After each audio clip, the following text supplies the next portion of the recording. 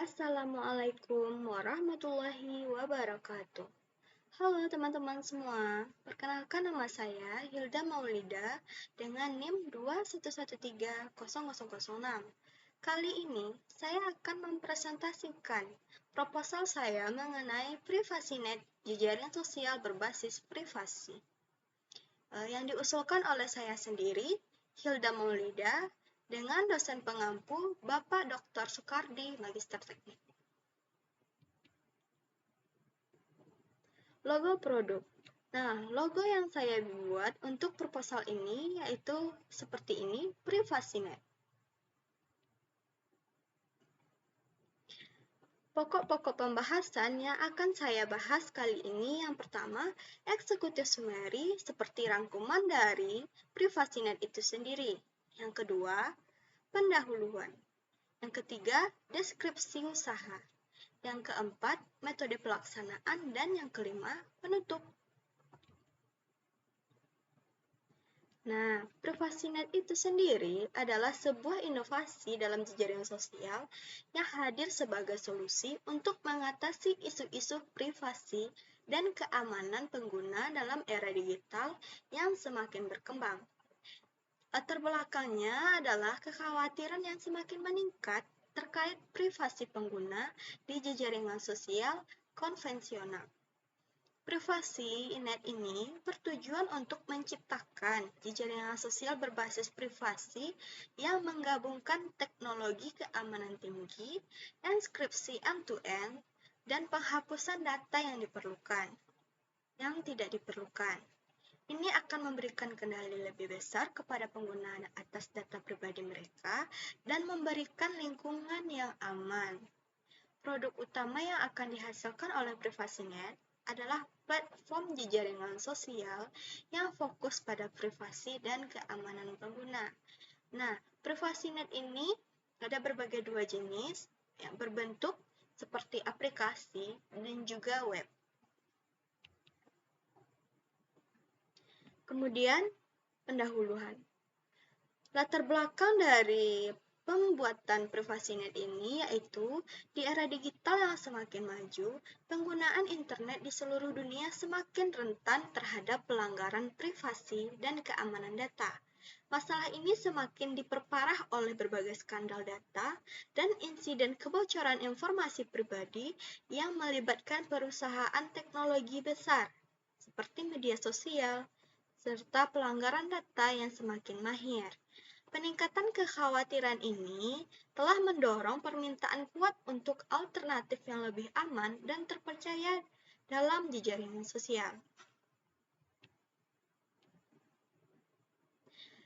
PrivacyNet ini memiliki visi, misi, dan tujuan usaha, yaitu visinya PrivacyNet bercita-cita menjadi jejaring sosial berbasis privasi terdepan yang memberikan lingkungan online yang aman, etis, dan dapat dipercaya bagi orang di seluruh dunia.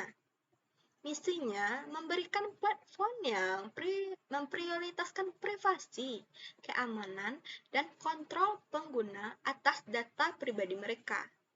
Membangun komunitas yang mendukung pertukaran informasi yang sehat dan transparan, mengedukasi pengguna tentang pentingnya privasi digital, dan memberikan alat untuk melindungi diri mereka sendiri.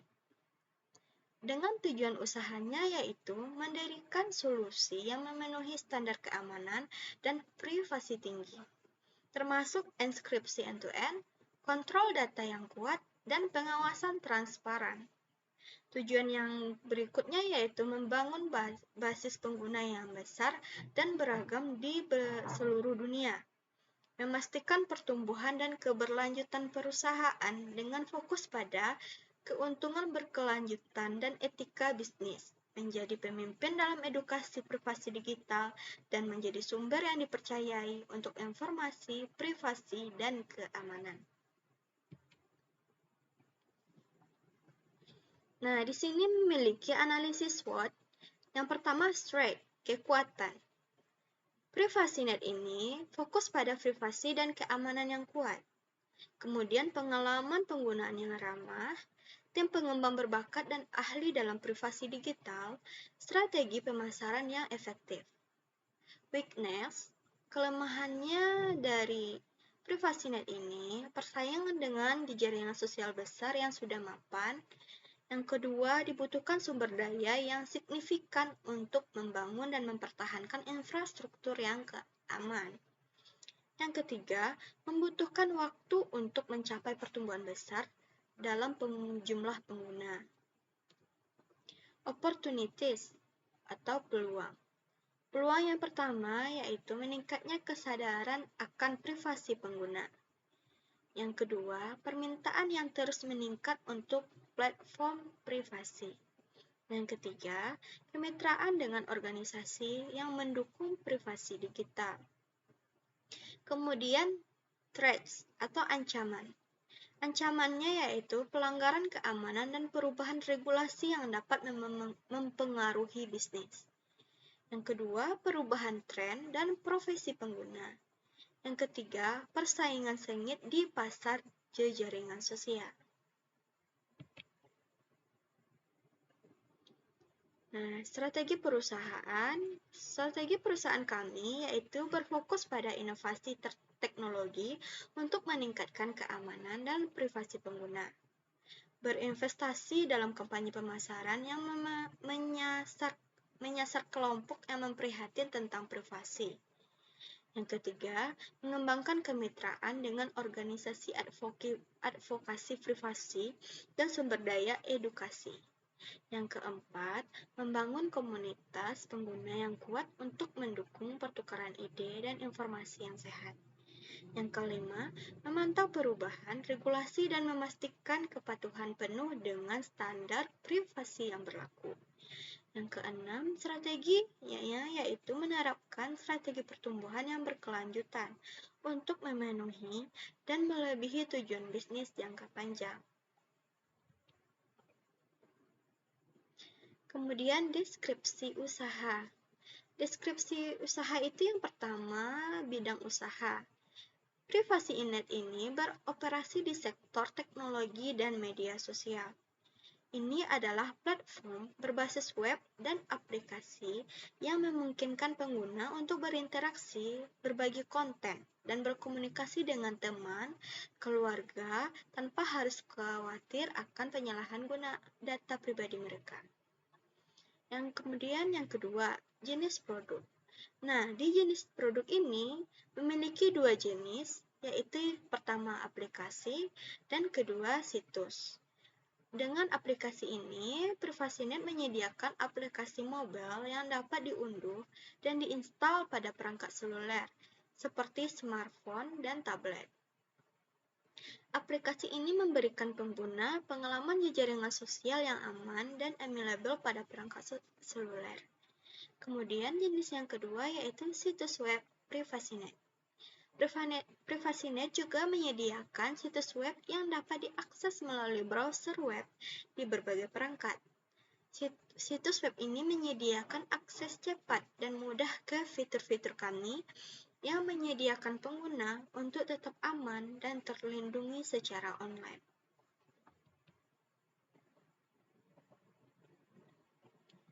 Kemudian kegunaan, keunggulan, keunikan, dan inovasi produk. Kegunaan dari PrivacyNet itu sendiri yaitu untuk memberikan pengguna lingkungan jaringan sosial yang aman, privasinya terfokus, dan terpercaya. Keunggulannya yaitu seperti PrivacyNet memiliki privasi sebagai fokus utama. Pengguna memiliki kendali penuh atas data mereka, termasuk siapa yang dapat mengakses dan untuk apa tujuannya. Yang privasi ketiga, semua komunikasi di PrivacyNet dienkripsi end-to-end untuk melindungi pesan dan data dari akses yang tidak sah. Keunggulan yang keempat, PrivacyNet berkomitmen untuk transparansi penuh dalam penggunaan data. Yang kelima, kami memprioritaskan pengalaman pengguna yang mudah digunakan, sehingga semua orang dapat dengan mudah memanfaatkan fitur dan alat kami. yaitu dengan aplikasi dan situs web.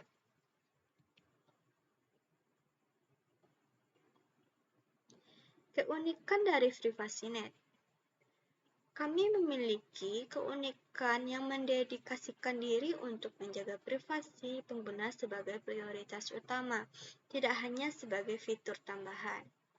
Yang kedua, kami menawarkan layanan jejaring sosial yang bersih dari iklan, yang mengintai, dan yang sering digunakan oleh platform konvensional untuk melacak perilaku pengguna. Yang ketiga, kami mengedepankan etika bisnis dan transparansi dalam setiap aspek operasi kami. Inovasi-inovasi dari PrivacyNet itu yang pertama, penggunaan teknologi enkripsi terbaru untuk melindungi data secara lebih efektif. Yang kedua, alat kendali privasi yang lebih canggih. Yang ketiga, edukasi aktif kepada pengguna mengenai risiko dan tindakan perlindungan yang dapat mereka ambil di dunia digital. Kemudian lokasi usaha. Lokasi usaha PrivacyNet adalah dunia maya, yang berarti platform ini dapat diakses di mana saja dan kapan saja dengan koneksi internet. Usaha ini berpusat di Padang, Sumatera Barat. Waktu usaha. Waktunya yang pertama tahap pengembangan produk, peluncuran, pertumbuhan, pemasaran, dan monetasi, dan tahap perluasan. Nah, PrivacyNet ini juga memberikan dampak terhadap lingkungan, seperti dampak ekonomi. Dampaknya yaitu dapat menciptakan lapangan kerja dalam pengembangan perangkat lunak, pemasaran, dan pendukungan pelayanan. Dampak sosialnya yaitu membantu pengguna menjalani kehidupan digital yang lebih aman dan lebih privasi. Yang ketiga, dampak budayanya yaitu menjadi bagian dari pergeseran budaya menuju pemahaman yang lebih mendalam tentang privasi dan keamanan digital. Kemudian, dampak terhadap lingkungan alam, yaitu karena bisnis ini berbasis online dan dampak lingkungannya fisiknya lebih rendah dibandingkan dengan yang offline. Kemudian, risiko bisnis dan pengelolaannya. Risiko bisnis PrivacyNet dapat meliputi risiko keamanan data dan pelanggaran privasi, persaingan yang sengit dalam industri, perubahan regulasi yang dapat mempengaruhi model bisnis, risiko teknis seperti kerentanan keamanan dan pemadaman layanan, dan risiko keuangan terkait pertumbuhan dan pembiayaan. Pengelolaan risiko tersebut melibatkan pengembangan kebijakan keamanan yang ketat, pemantauan trennya regulasi, diversifikasi model bisnis, dan perencanaan keuangan yang lebih cermat.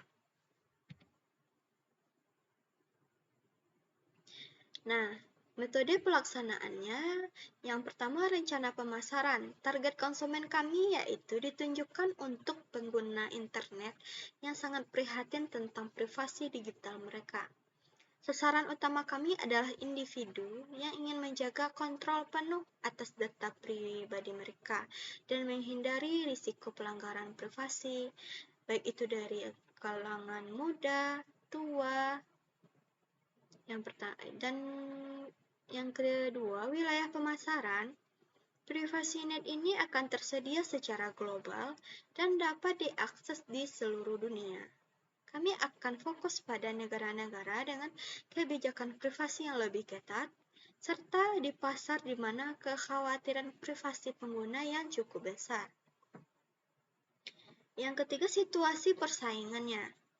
Persaingan dalam industri jaringan sosial dan privasi digital sangatlah ketat. Kami akan bersaing dengan perusahaan-perusahaan besar yang memiliki basis pengguna yang lebih besar, seperti Facebook, Instagram, Twitter, WhatsApp, dan lain-lain. Kemudian jumlah dan harga produk. Produk PrivacyNet akan tersedia dalam berbagai tipe langganan. Kami akan mengadopsi model freemium yang memungkinkan pengguna menyewa langganan dasar secara gratis. sambil menyediakan insentif bagi mereka untuk meningkat ke rencana berbayar yang lebih canggih. Kemudian membahas tentang harga. Harga produk kami ini akan disesuaikan dalam keadaan pasar, dengan opsi bulanan, tahunan, atau langganan yang berbayar. Kemudian rencana produksi. Yang pertama, kesediaan bahan baku. PrivacyNet ini sebuah platform jejaringan sosial berbasis digital. Oleh karena itu, tidak melibatkan penggunaan bahan baku fisik seperti yang biasa ditemui dalam industri manufaktur. Yang kedua, ketersediaan alat atau teknologi yang diperlukan. Untuk menjalankan PrivacyNet ini, kami membutuhkan berbagai alat dan teknologi, termasuk server, perangkat keras di jaringan, perangkat penyimpanan data, serta perangkat lunak pengembangan dan pemeliharaan. Kemudian yang ketiga, proses produksi. Dalam konteks PrivacyNet, proses produksi merujuk pada pengembangan dan pemeliharaan platform. Ini mencakup tahapan seperti perancangan antarmuka pengguna, pengembangan perangkat lunak, pengujian, peluncuran, dan pemeliharaan berkelanjutan. Kapasitas produksi. Kapasitas produksi PrivacyNet adalah berdasarkan kemampuan infrastruktur teknis yang kami bangun. Kami akan merencanakan kapasitas yang scalable untuk memenuhi pertumbuhan pengguna yang diharapkan seiring waktu. Nah, sekarang rencana manajemen usaha. Bentuk usaha kami yaitu sebagai perusahaan startup dengan status hukum yang sesuai. Kami akan mendirikan perusahaan dengan struktur hukum yang memungkinkan fleksibilitas dalam hal kepemilikan, pengendalian, dan pengembangan bisnis kami. Struktur organisasinya, karena kami di bidang teknologi dan digital, kami membutuhkan 5 struktur organisasi. Yang pertama yaitu CEO, Chief Executive Officer, yang berfungsi sebagai penanggung jawab atas pengembangan strategi bisnis dan pengambilan keputusan yang strategis. Kemudian CTO, Chief Technology Officer, bertanggung jawab atas pengembangan teknologi dan keamanan platform. Yang ketiga, CMO, Chief Marketing Officer, bertanggung jawab atas pemasaran, pengiklanan, dan pertumbuhan pengguna.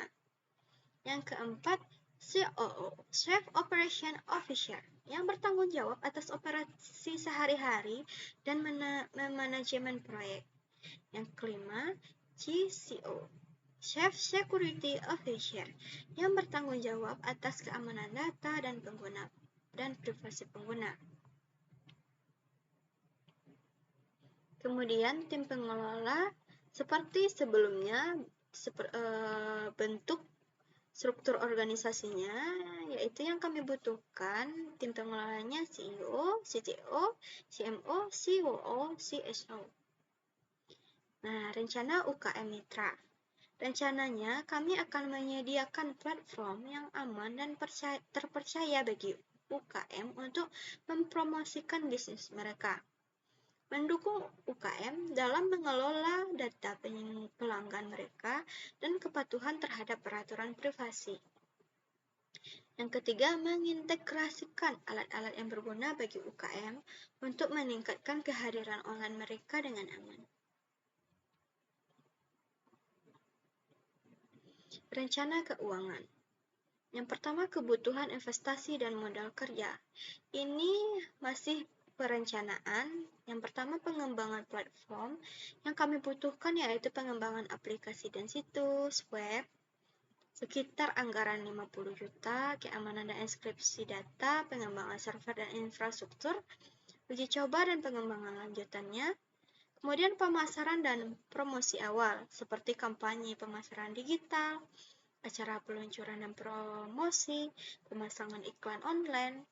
Dan untuk modal kerja awalnya, biaya operasi bulanannya mencakup dari server, tim pengembangan, dan dukungan pelayanannya, kemudian cadangan keuangan. Dan untuk perkiraannya, total kebutuhan investasi kami yaitu dan modal kerjanya yaitu 215 juta. Rencana keuangan yang laba rugi.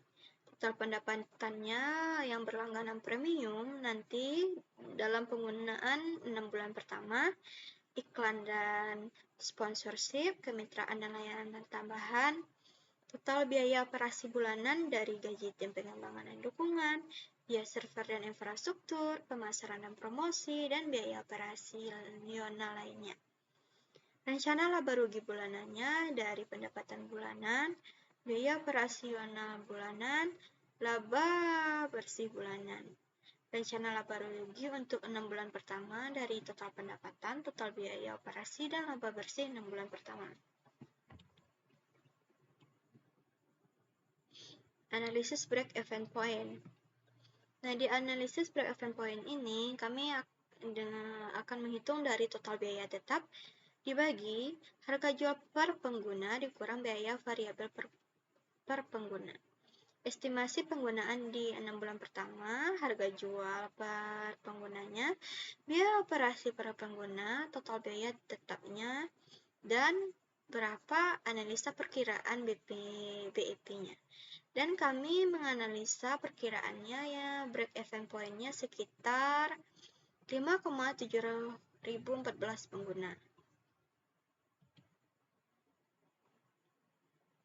Timeline usaha Privasinet.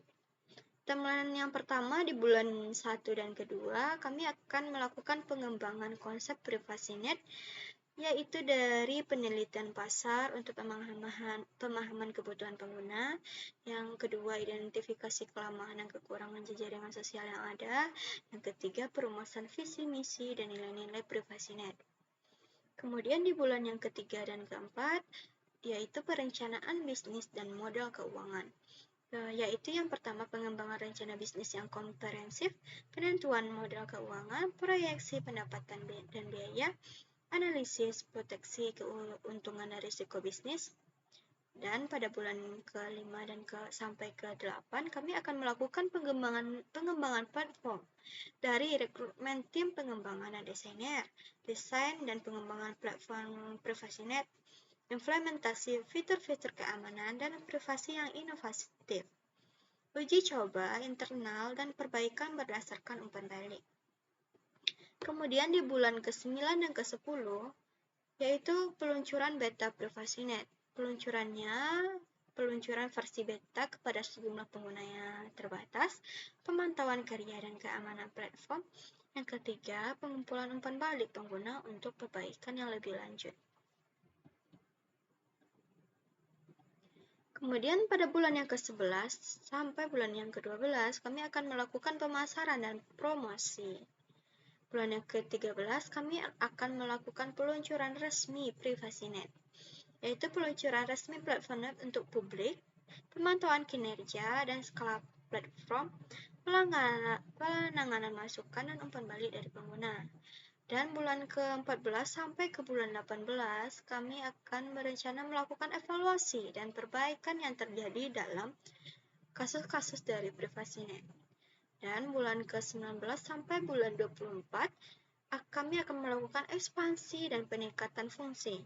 Ekspansinya itu ke pasar baru atau demografis tertentu, pengembangan fitur tambahan yang dikira dibutuhkan dan meningkatkan pengalaman pengguna. Yang ketiga, kemitraan dengan organisasi dan lembaga terkait privasi. Penutup. Dengan keyakinan besar dalam rencana bisnis Privasinet, kami berkomitmen untuk menjadi pemimpin dalam menjawab kekhawatiran privasi dan kekhawatiran keamanan pengguna di era digital. Privasinet ini tidak hanya menjadi platform, tetapi juga gerakan yang membangkitkan kesadaran akan privasi digital. Privasinet diharapkan menjadi tempat aman bagi pengguna mengakomodasikan aktivitas jaringan sosial tanpa mengorbankan privasi Dengan tekad kami menutup proposal ini dengan komitmen untuk membangun PrivacyNet sebagai kekuatan positif dalam dunia digital. Kami ingin memberdayakan individu, menghormati privasi, dan menciptakan lingkungan online yang lebih aman dan terpercaya. Sekian presentasi saya hari ini. Saya ucapkan terima kasih banyak. Assalamualaikum warahmatullahi wabarakatuh.